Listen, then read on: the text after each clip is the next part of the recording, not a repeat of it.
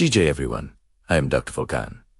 Temies, and welcome to the Aussie Finance Chronicles. Our mission here is to unearth crucial, often hidden, insights from financial history, not just for my valued Australian viewers, but for all of you with a keen eye for money. We dig into the dynamics that, while historical, are profoundly shaping the world you and I live in right now. Forget everything you think you know about finance channels. This isn't about day trading or hot stock tip. This is the intellectual battleground where money, history, and power brutally collide. If you've ever genuinely asked yourself, how does money asterisk really asterisk work? Or why does inflation keep giving my budget a good whack? Or even how do past economic disasters still form the very bedrock of today's financial system? Then you are in the absolute right spot. We're going to pull it all apart. We'll meticulously examine everything from the ancient evolution of currency to the complex policies of modern central banks. We'll expose precisely how power flows through capital, debt, and the ultimate control of the financial system itself. This isn't just another run-of-the-mill documentary series. No, this channel is a proper deep dive into financial history, personal wealth management, and ultimately, your financial freedom. And we'll learn it all through the undeniable lessons of those who played this game long before us. You will discover how immense wealth is built and how it is tragically lost simply by studying the unchanging patterns of the past. There's that famous saying, right? History doesn't repeat, but it sure as hell rhymes. By decoding the failures, the speculative bubbles, and the raw power plays that have shaped our world, you'll sharpen your financial sovereignty. You will master your money mindset and learn how to dodge the very same traps that brought down entire empires. These videos have been specially curated for Australia's most discerning and insightful minds, and we will continue to shine a powerful, illuminating light on the untold financial truths of history. And today, we kick off with the mother of all collapses, the fall of the Roman Empire. We're going to examine exactly how that rapid, catastrophic decline was fueled by one critical factor: the total debasement of its currency. We'll see how a decision made 2,000 years ago created a blueprint for financial chaos that echoes to this very day. If you're ready to look past the headlines and understand the deep-seated forces that truly control our financial world, you know what to do. Hit that subscribe button, ring the notification bell, and join our community of sharp financial thinkers. Let's get into it. When you picture the fall of Rome, what comes to mind? Barbarians at the gates, legions crumbling, emperors being poisoned in their marble palaces. Those things happened, but they're not the whole story. Empires don't just collapse from outside attacks. They rot from within. And one of the most corrosive forces is always money. Rome didn't just fall because of invasions or corruption. It fell because its currency collapsed. And the lessons from that collapse are a stark warning for every modern economy that thinks it can play games with money and get away with it. Let's set the stage. For centuries, Rome's economic backbone was the silver denarius. First minted around 211 BC, it was nearly pure silver, trusted across the empire and beyond. Roman soldiers were paid in it, merchants demanded it, and ordinary people stored their wealth in it. The denarius wasn't just money, it was confidence in metal form. The empire's power and the coin's value were inseparable. As long as people believed in Rome, they believed in its money. But running an empire is incredibly expensive. Legions had to be paid, roads and aqueducts built, and endless wars financed. By the 2nd century AD, Rome was stretched thin, defending vast borders against Germanic tribes, Parthians in the east, and unrest within. Tax revenues just couldn't keep up with military costs. So, the emperors turned to an age-old trick, debasement. Instead of raising taxes, which is always unpopular, they started secretly reducing the amount of silver in each denarius. The numbers tell a shocking story. Under Emperor Augustus, at the dawn of the empire, the denarius was about 95% silver. By the reign of Caracalla, in the early 3rd century, it had dropped to around 50%, and by the time of Emperor Gallienus, just a few decades later, the denarius contained less than 5% silver. A coin that was once solid precious metal had become a worthless bronze disc with a thin silver wash. Of course, people weren't stupid. They could see and feel the difference. Inflation exploded. Prices for everything skyrocketed because the money was no longer anchored to real value. A measure of wheat that once cost a single denarius might suddenly cost dozens. This wasn't some abstract economic theory. It destroyed the lives of ordinary Romans. Soldiers, seeing their pay become worthless, demanded more and more. often leading to mutiny. Merchants stopped accepting the debased coins, preferring to barter or trade in gold. Local economies reverted to direct trade. You give me grain, I'll give you pottery, because the official currency was no longer trusted. And the more that trust eroded, the more the emperors struck even cheaper coins, hoping that sheer volume could replace real value. It was a vicious cycle, a death spiral that has repeated itself in countless inflations ever since. This crisis reached its peak during the so-called crisis of the 3rd century. Between 235 and 284 AD, Rome endured nearly 50 years of pure chaos. Invasions, plagues, constant civil wars, and total economic collapse. Emperors rose and fell at a dizzying speed, sometimes reigning for only a few months before being assassinated. But behind all that political drama was a broken financial system. Taxes were demanded in coins that were worth less and less. Farmers abandoned their lands rather than pay. Trade networks that had taken centuries to build simply fractured. The Roman government tried desperate measures to keep the system afloat, from price controls to forced labor. None of it worked. One emperor, Diocletian, made a last-ditch effort to stop the bleeding. In 301 AD, he issued the Edict on Maximum Prices, a decree fixing the cost of over 1,000 goods and services, from grain to labor wages. The penalty for violating the edict was death. It was a complete and utter disaster. You can't control prices by law when the money itself is worthless. A massive black market exploded, and official trade all but collapsed. People learned a hard lesson. A government decree can't make a broken coin whole. Eventually, Rome abandoned the denarius altogether. Constantine the Great introduced the solidus, a new gold coin of consistent purity. Around 312 AD, it restored some stability and actually lasted for centuries in the Eastern Roman Empire. But by then, the damage was done. The Western Empire was already fatally weakened. The debasement of the denarius had hollowed out Rome's economic core. Armies could no longer be sustained. Trade networks were broken, and most importantly, trust was gone. The fall of Rome wasn't a single event. It was a long, slow unraveling, and currency collapse was one of its sharpest threads. So, what does this ancient story mean for us today? It means that the destruction of money is always the destruction of empires. Rome thought it could trick its people by issuing coins that looked the same but contained less real value. Modern governments think they can do the same by printing paper, manipulating interest rates, or inflating away their debts. But the outcome is always the same. The people pay the price, wealth is destroyed, and trust collapses. Rome learned this lesson the hard way, and if we ignore it, so will we. History didn't stop teaching after Rome. Every major inflationary crisis since has repeated the exact same pattern. Governments debase their money to cover their costs, elites protect themselves with real assets, and ordinary people are left holding the bag. The Roman currency crisis is simply the earliest, clearest blueprint for collapse. Fast forward to the 20th century, and the echoes are deafening. After World War I, Germany faced crushing reparations payments. The government started printing marks to cover its obligations, thinking it could paper over its debt, just as Rome had once struck more coins. By 1923, hyperinflation was raging. A loaf of bread that cost 1 mark before the war cost over 200 billion marks by that fall.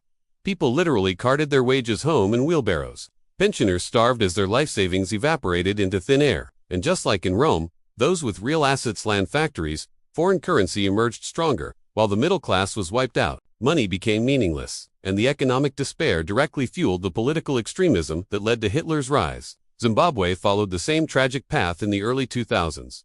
Facing economic sanctions and falling production, the government turned to the printing press. By 2008, inflation had reached a mind-bending level, an annual rate of 89.76 trillion%. That's a number with 21 zeros.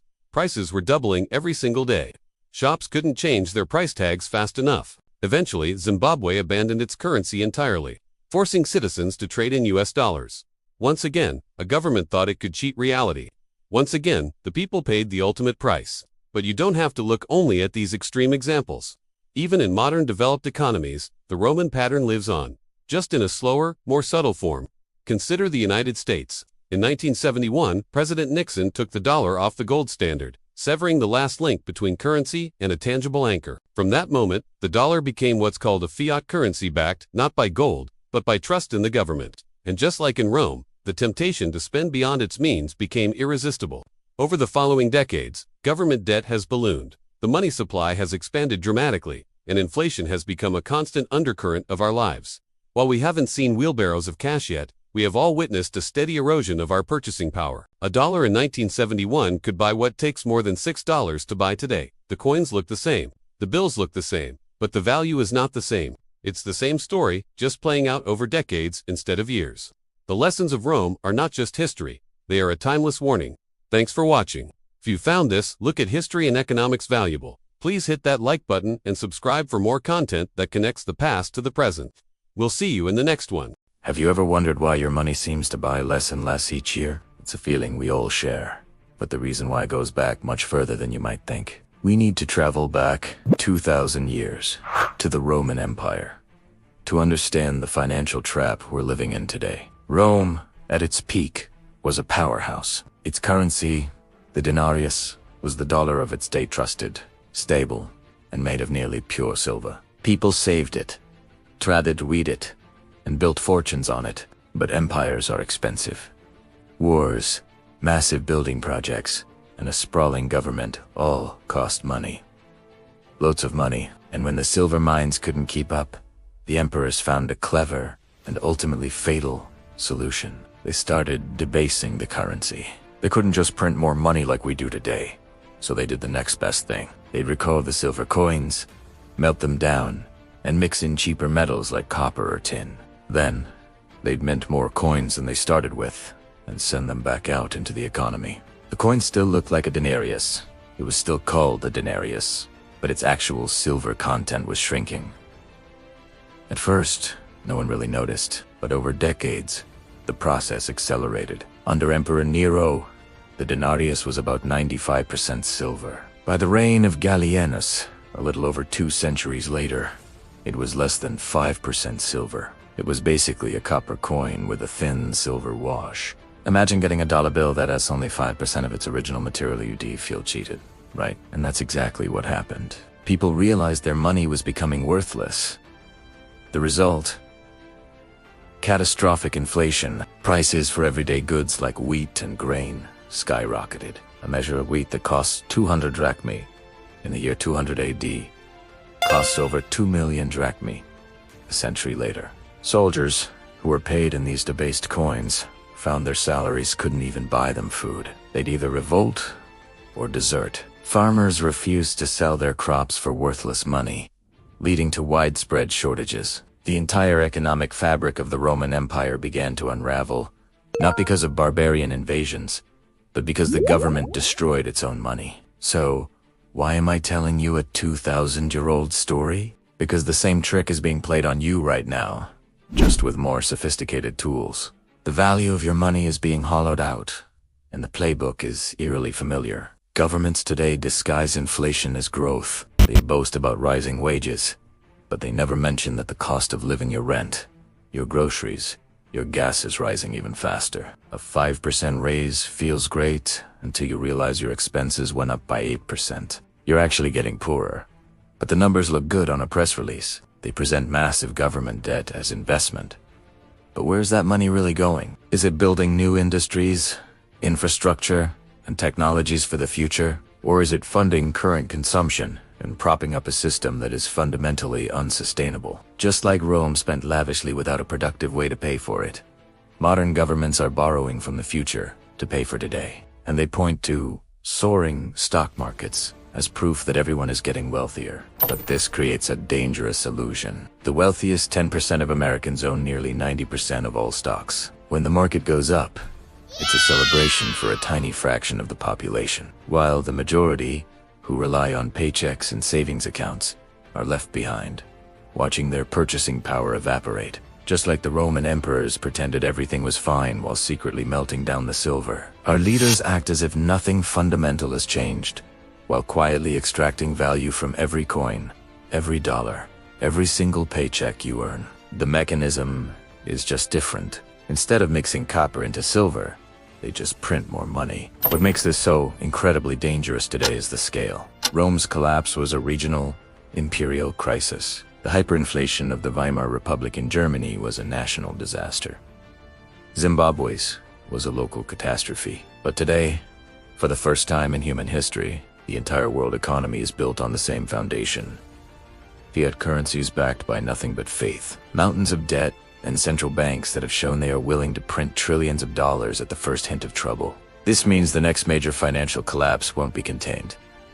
It won't be one country's problem. It'll be a global tidal wave, and everyone will be in its path. And if history is our guide, the ones who will suffer the most are not the elites. The wealthy hold real assets, property, businesses, commodities that tend to retain their value during inflation. The ones who will be crushed are the millions of everyday people who rely on salaries, pensions, and savings, all denominated in currencies that are becoming more fragile by the day. So what can you, as an individual, learn from the fall of Rome?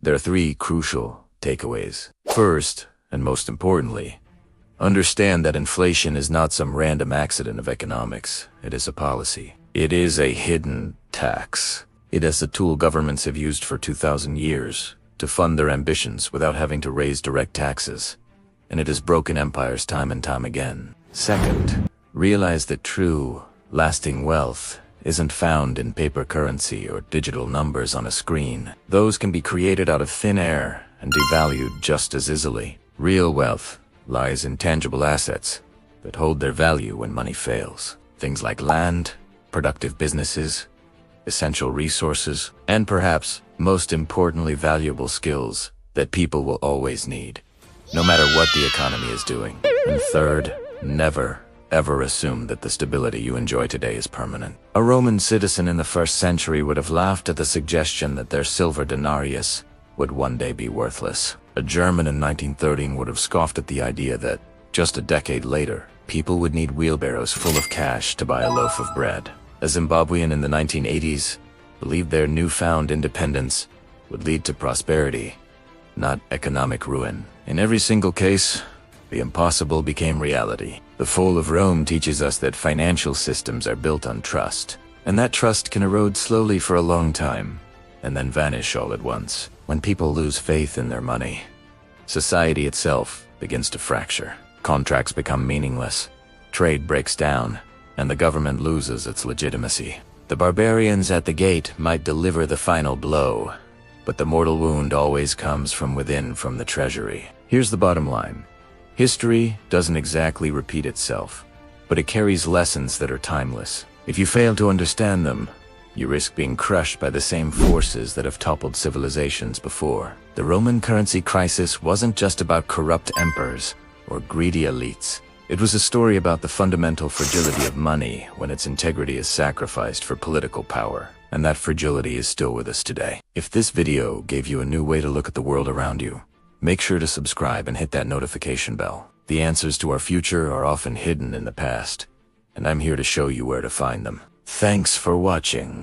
Alright folks, we've reached the end of another deep dive into financial history. I'm Dr. Temes, and it's been a pleasure exploring these crucial lessons with you. The key takeaway today, much like from the fall of Rome, is that timeless warning history whispers to your wallet. Understanding how power manipulates money is the most powerful tool for your own financial sovereignty. Now, this is where you come in. To keep this community growing and our discussions going, I have a small request. If you haven't already, please hit that subscribe button and ring the notification bell so you never miss a new analysis. Give this video a like if you found it valuable. It truly helps the channel reach more people, and I want to hear from you. Share your thoughts, questions, or even your critiques in the comments below. Every single comment helps make Aussie Finance Chronicles a stronger, more vibrant, intellectual resource for everyone. Also, do not forget to share this video with friends or family who are passionate about financial history and securing their future. But wait,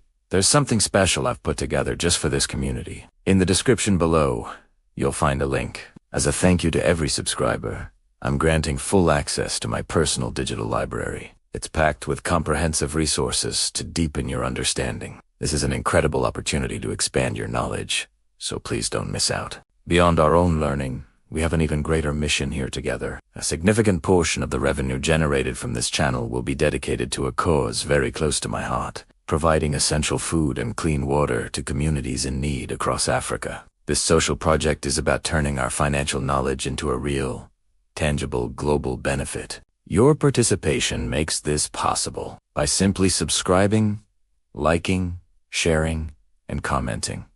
You are directly contributing to this global movement. It's that simple. Let's harness that incredible Australian spirit of generosity and social responsibility to make a difference worldwide. So come on, Let's unite our power. Let every finger find that Aussie Finance Chronicles subscribe button. As a community of curious, forward-thinking Australians, we can start a wave of positive change. Thank you once again for your incredible support. I'm Dr. Volkan Temes. Take care of yourselves, and I look forward to seeing you in our next deep dive analysis.